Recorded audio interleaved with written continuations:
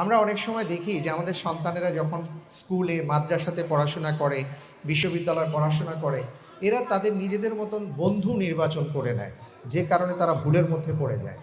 আমরা কেন আমাদের সন্তানদের জন্য আসল বন্ধু হতে পারি না? আমার সন্তান একটা ভুল করতেই পারে, একটা সিদ্ধান্ত নিতেই পারে, কিন্তু সে কেন আমাকে প্রথমে জানাতে পারে না? কেন তার মাকে বলতে পারে না যে মা আমি এই কাজটা করতে যাচ্ছি বা করতে চাই বা করে ফেলেছি? অথবা বাবাকে কেন সে বলতে পারে না? এই বিশ্বাস আমাদের অর্জন করতে হবে। অনেক সময় সন্তান মনে করে যে ভয়ের ব্যাপারগুলো মা বাবাকে বলা যাবে না। কোনো অপরাধ করে ফেলেছি, এটা মা বাবাকে বলা যাবে না। কোনো সিদ্ধান্ত নিতে যাচ্ছি, এটা মা বাবাকে বলা যাবে না, এটা বন্ধুদেরকে বলবো। তো স্বাভাবিকভাবেই সে তার বন্ধু, তার যে বয়স, সেই বয়সের বন্ধুকে যখন সে জানায়, ওই বন্ধু তাকে কোনো না কোনো সমাধান দেয়। আর আমরা যদি আমাদের সন্তানদের আসল বন্ধু হতে পারি, তাহলে এই ভুলগুলো হবে না।